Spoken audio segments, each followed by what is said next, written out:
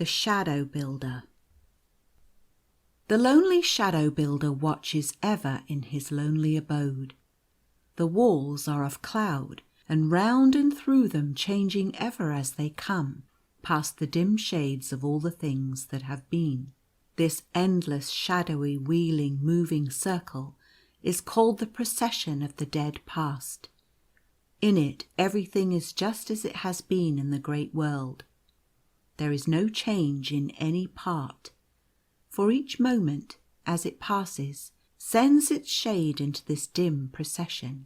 Here there are moving people and events, cares, thoughts, follies, crimes, joys, sorrows, places, scenes, hopes, and fears, and all that make the sum of life with all its lights and shadows.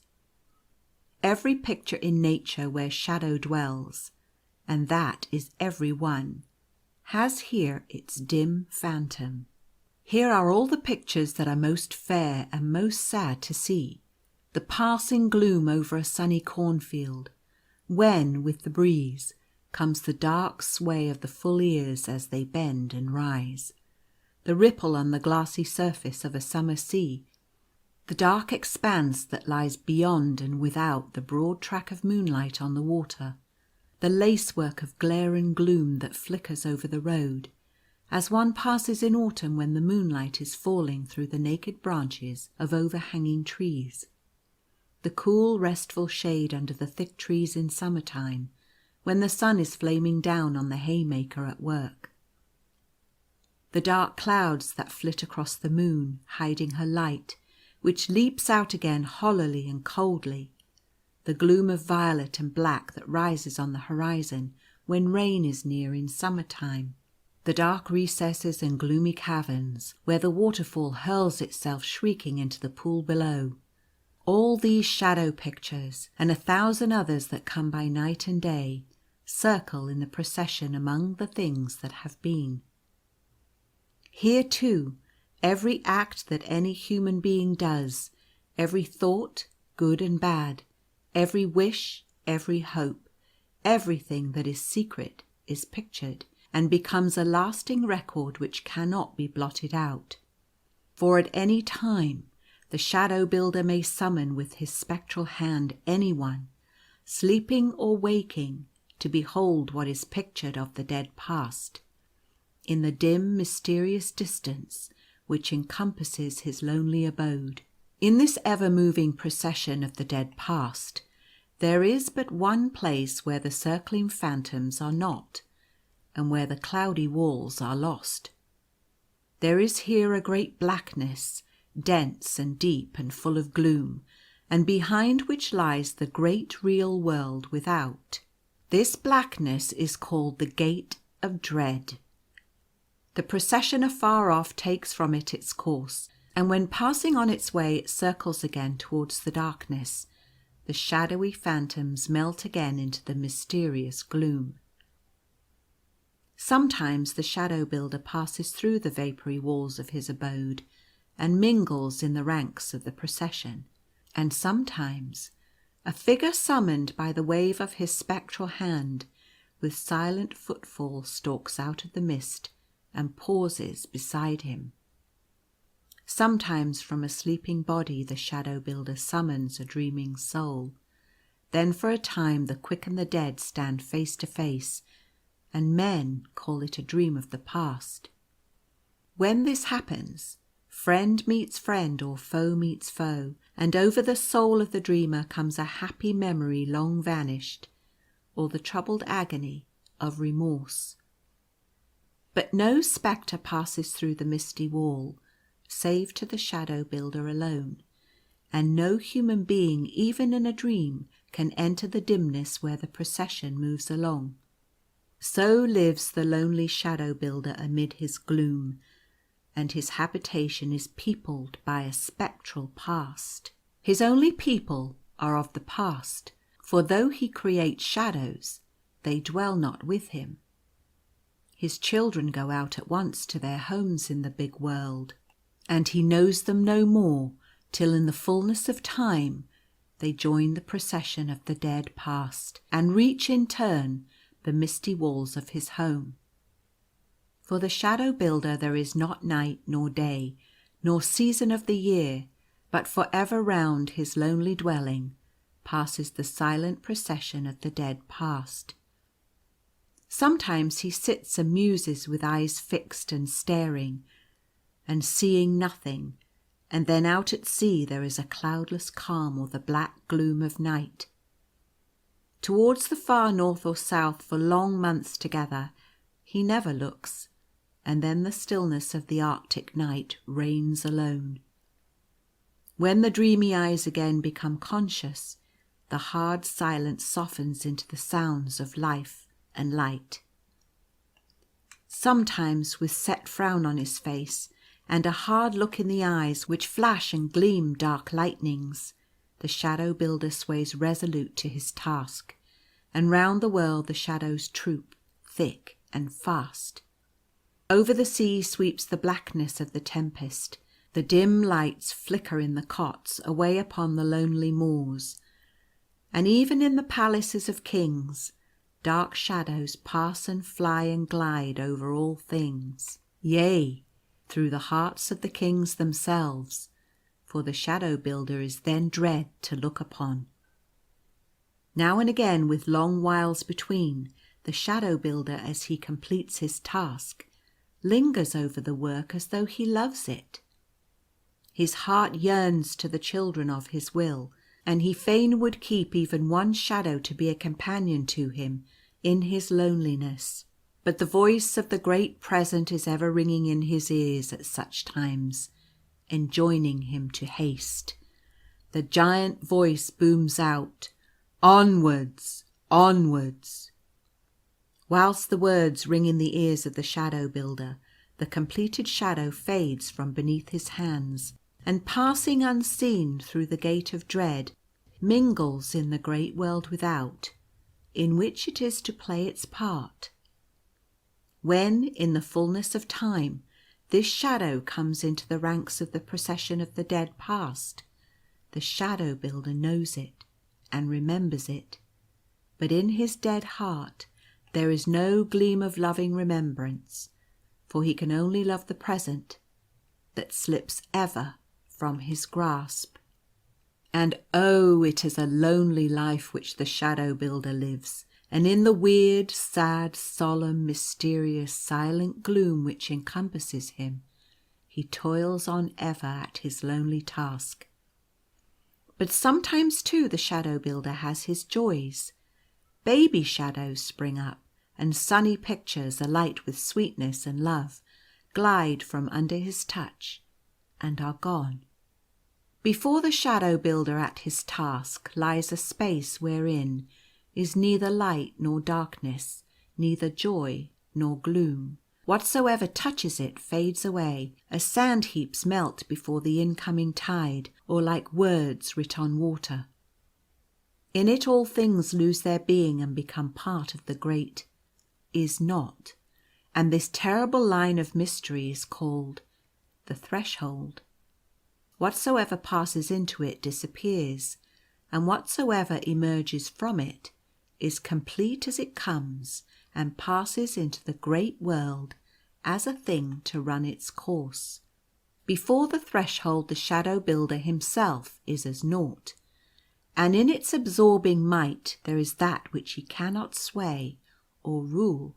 When at his task he summons, and out of the impalpable nothingness of the threshold there comes the object of his will.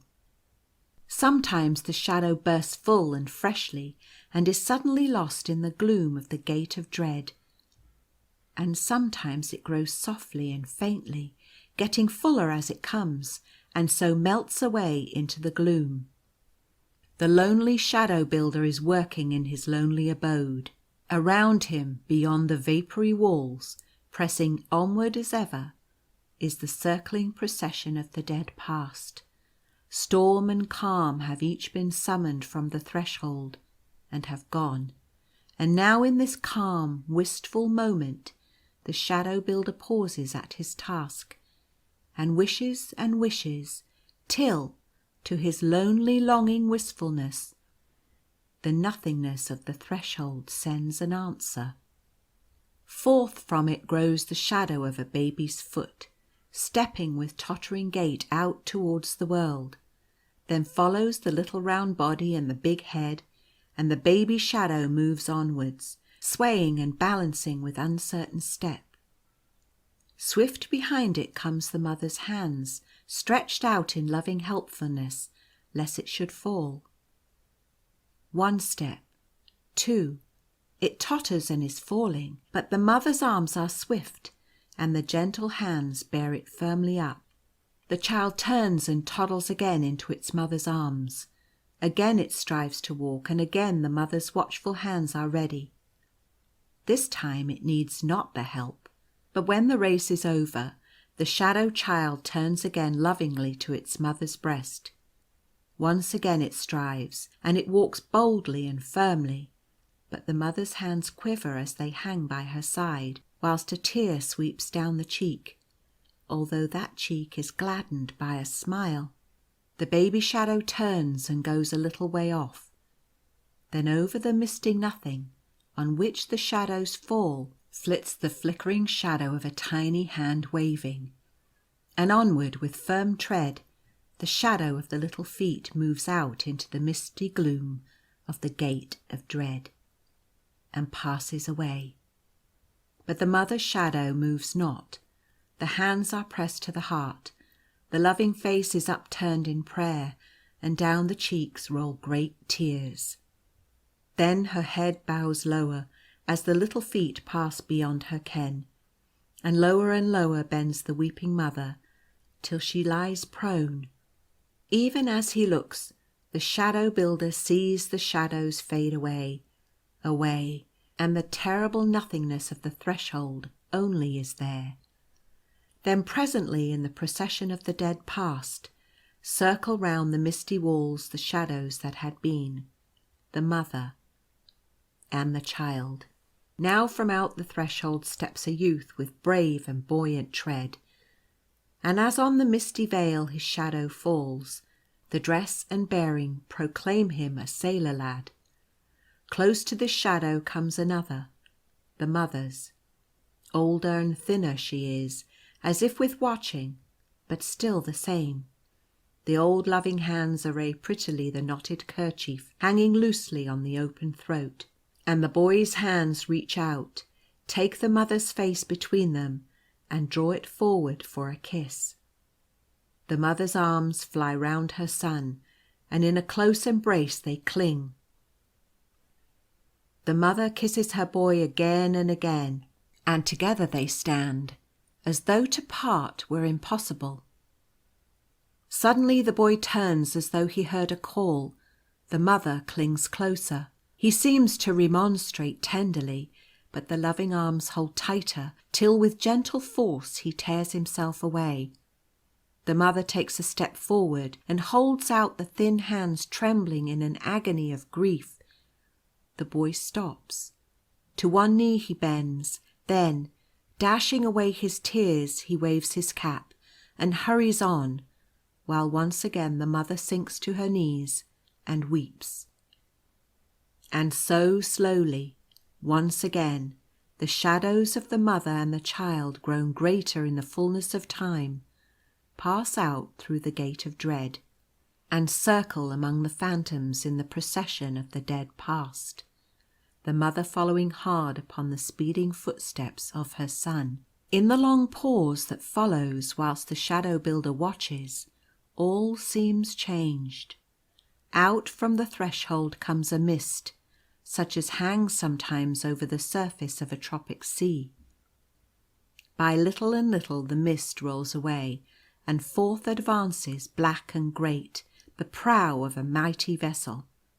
The shadows of the great sails lie faintly in the cool depths of the sea, as the sails flap idly in the breezeless air. Over the bulwark lean listless figures waiting for a wind to come. The mist on the sea melts slowly away, and by the dark shadows of men sheltering from the sunny glare and fanning themselves with their broad sailor hats, it is plain that the heat is terrible. now from far off behind the ship comes up over the horizon a black cloud no bigger than a man's hand, but sweeping on with terrible speed. Also, from far away before her course rises the edge of a coral reef, scarcely seen above the glassy water, but darkling the depths below. Those on board see neither of these things, for they shelter under their awnings and sigh for cool breezes. Quicker and quicker comes the dark cloud, sweeping faster and faster, and growing blacker and blacker and vaster as it comes. Then those on board seem to know the danger. Hurried shadows fly along the decks. Up the shadows of the ladders hurry shadows of men. The flapping of the great sails ceases as one by one the willing hands draw them in. But quicker than the hands of men can work sweeps the tempest. Onward it rushes, and terrible things come close behind. Black darkness, towering waves that break in fury and fly aloft, the spume of the sea swept heavenwards, the great clouds wheeling in fury, and in the centre of these flying, whirling, maddening shadows rocks the shadow of the ship. As the black darkness of the heavens encompasses all, the rush of shadowy storm sweeps through the gate of dread. As he waits and looks and sees the cyclone whirling amongst the shadows in the procession of the dead past, the shadow builder, even in his dead heart, feels a weight of pain for the brave sailor boy, tossed on the deep, and the anxious mother sitting lonely at home. Again from the threshold passes a shadow, growing deeper as it comes, but very, very faint at first, for here the sun is strong, and there is but little room for shadows on the bare rock, which seems to rise from the glare and the glitter of the sea deeps round. On the lonely rock a sailor boy stands. Thin and gaunt he is, and his clothing is but a few rags. Sheltering his eyes with his hand, he looks out to sea, where, afar off, the cloudless sky sinks to meet the burning sea. But no speck over the horizon, no distant glitter of a white sail gives him a ray of hope. Long, long he peers, till wearied out, he sits down on the rock and bows his head as if in despair for a time. As the sea falls, he gathers from the rock the shellfish which has come during the tide. So the day wears on, and the night comes, and in the tropic sky the stars hang like lamps. In the cool silence of the night, the forlorn sailor boy rests, sleeps, and dreams. His dreams are of home, of loving arms stretched out to meet him, of banquets spread, of green fields and waving branches, and the sheltering happiness of his mother's love. For in his sleep the shadow builder summons his dreaming soul and shows him all these blessings, passing ceaselessly in the procession of the dead past, and so comforts him lest he should despair and die. Thus where on many weary days the sailor boy lingers on the lonely rock. Afar off he can just see a hill that seems to rise over the water. One morning, when the blackening sky and the sultry air promise a storm, the distant mountain seems nearer, and he thinks that he will try to reach it by swimming.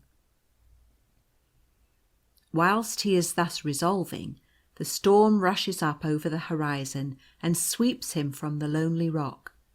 He swims with a bold heart, but just as his strength is done, he is cast by the fury of the storm on a beach of soft sand.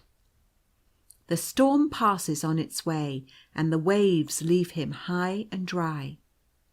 He goes inland, where, in a cave in the rock, he finds shelter and sinks to sleep.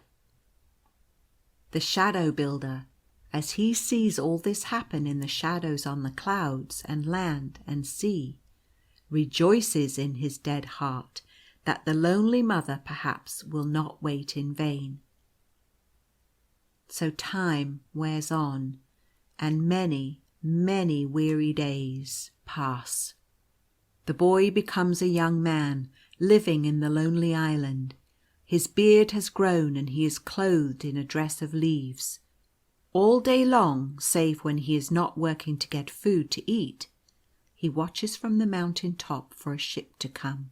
As he stands looking out over the sea, the sun casts his shadows down the hillside, so that at evening, as it sinks low in the waters, the shadow of the lonely sailor grows longer and longer, till at last it makes a dark streak down the hillside, even to the water's edge.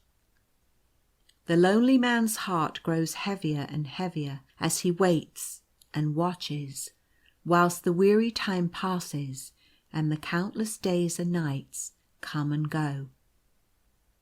Time comes when he begins to get feebler and feebler. At last he grows sick to death and lingers long a-dying. Then these shadows pass away. Out from the threshold grows the shadow of an old woman, thin and worn, sitting in a lonely cottage on a jutting cliff. In the window a lamp burns in the night time to welcome the lost one, should he ever return, and to guide him to his mother's home. By the lamp the mother watches, till wearied out she sinks to sleep. As she sleeps, the shadow builder summons her sleeping soul with the wave of his spectral hand. She stands beside him in the lonely abode, whilst round them through the misty walls passes onwards the procession of the dead past. As she looks, the shadow builder lifts his spectral hand to point to the vision of her son.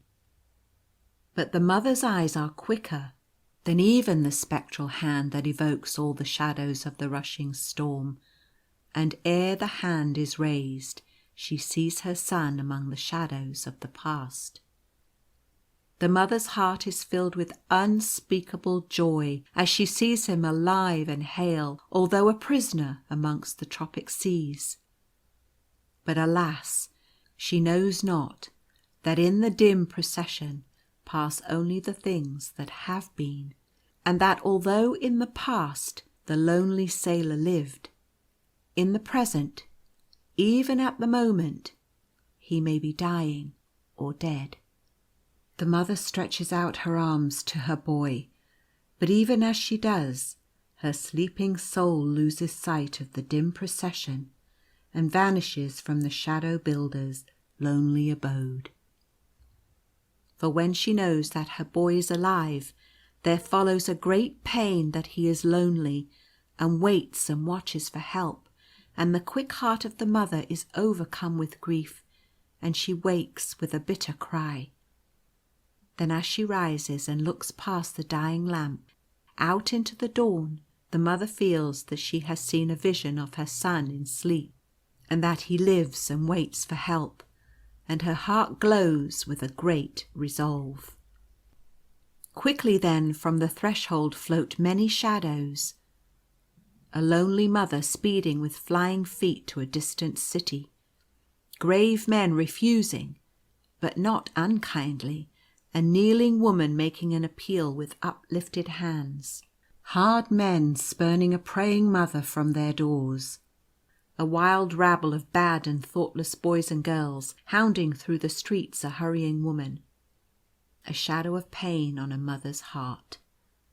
The upcoming of a black cloud of despair, but which hangs far off, for it cannot advance into the bright sunlight of the mother's resolve.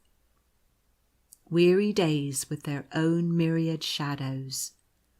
Lonely nights, black want, cold, hunger and pain, and through all these darkening shadows the swift moving shadow of the mother's flying feet. A long line of such pictures come ever anigh in the procession, till the dead heart of the Shadow Builder grows icy, and his burning eyes look out savagely on all who give pain and trial to the Mother's faithful heart. And so all these shadows float out into a black mist, and are lost in the gloom of the Gate of Dread. Another shadow grows out of the mist. An old man sits in his armchair. The firelight flickering throws his image quaintly dancing on the wall of the room. He is old, for the great shoulders are bowed, and the grand strong face is lined with years. There is another shadow in the room. It is the Mother's. She is standing by the table and is telling her story. Her thin hands point away where in the distance she knows her son is a prisoner in the lonely seas. The old man rises. The enthusiasm of the Mother's heart has touched him, and back to his memory rush the old love and energy and valour of his youth. The great hand rises, closes, and strikes the table with a mighty blow, as though declaring a binding promise. The Mother sinks to her knees. She seizes the great hand and kisses it, and stands erect. Other men come in. They receive orders. They hurry out. Then come many shadows whose movement and swiftness and firm purpose mean life and hope. At sunset, when the masts make long shadows on the harbour water, a big ship moves out on her journey to the tropic seas. Men's shadows quickly flit up and down the rigging and along the decks. As the shadows wheel round the capstan bar, the anchor rises, and into the sunset passes the great vessel. In the bow, like a figure of hope, stands the Mother, gazing with eager eyes on the far-off horizon. Then this shadow fades. A great ship sweeps along with white sails swelling to the breeze. At the bow stands the Mother, gazing ever out into the distance before her. Storms come, and the ship flies before the blast, but she swerves not, for the Mother with outstretched hands points the way, and the helmsman swaying beside his wheel obeys the hand. So this shadow also passes. The shadows of days and nights come on in quick succession, and the Mother seeks ever for her son.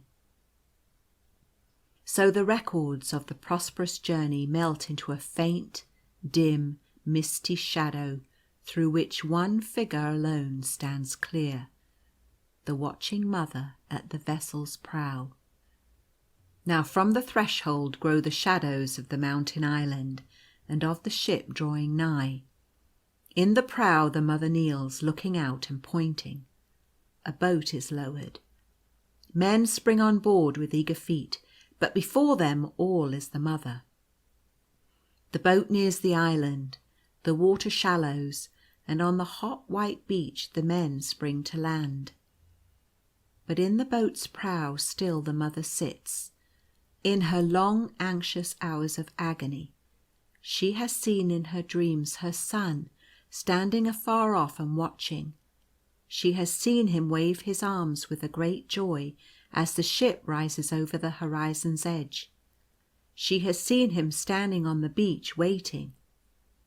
She has seen him rushing through the surf, so that the first thing that the lonely sailor boy should touch would be his Mother's loving hands.